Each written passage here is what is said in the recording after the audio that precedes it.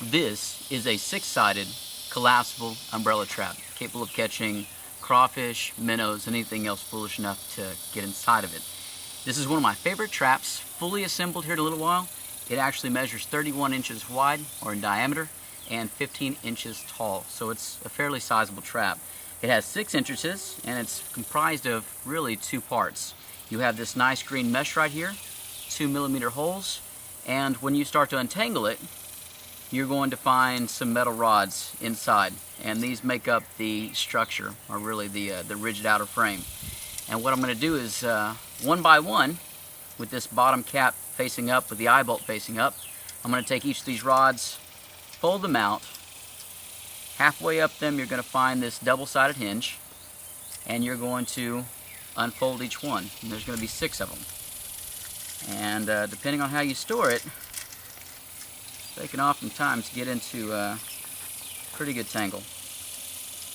Could take you a little while. But one at a time, all the way around, until it starts to resemble an umbrella. And that's a good start.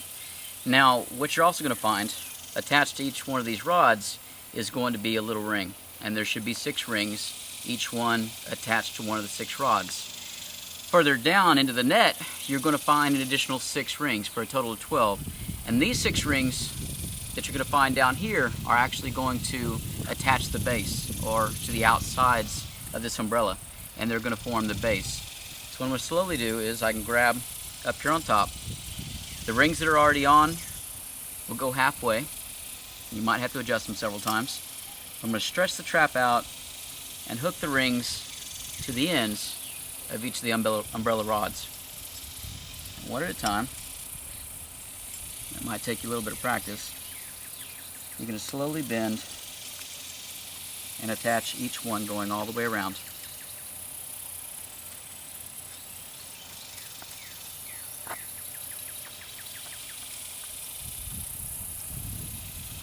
And as you do so, then that umbrella is going to take shape. It's a very beautiful and elegant trap, especially for the price range, and as far as efficiency goes, this is one of my favorites.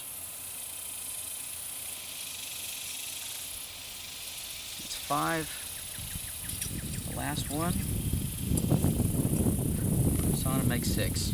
I usually go around and put all these rings on the midline, right between the hinge.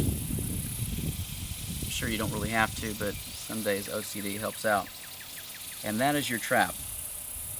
Beautiful, easy, compresses down, great storage, and it usually surprises people when I pull it out. If you look around, notice that there are 6 portholes, and these are funnel holes all the way around, allowing for a really 360-degree entrance. And this thing, again, works very, very effectively. As far as getting your stuff out or cleaning out the trap, you have a zipper here up on one of the walls. You can zip that shut and make sure that whatever's getting in doesn't just walk right on out. And also, which is a nice feature for this trap, I have a zipper here along the top. If I could just find the zipper hole. It opens up and allows me to go ahead and put bait where I want it. So what I'm going to do is grab my bait. Got my dog food as always. Take about a 1/4 cup to a 1/2 cup of your dry dog food. Cheap stuff works. Any scraps, crawfish, minnows, they'll eat whatever they've got around depending on the circumstances. And the last part of assembly is really tying a rope onto the end, because you don't want to throw your minnow trap in and lose it forever, right? So I'm going to put a 1/2 hitch on here, a securing knot, tighten it on, make sure my zipper's done, make sure I don't have any holes, and I'm pretty much ready to throw this in. Goes in pretty well. I've seen a few people actually put weights in the bottom of them to make sure that they stay upright, but the structure is pretty sound. Go ahead and throw out. Sinks down a little bit, and that's your trap. We'll come back in a couple hours and try it out.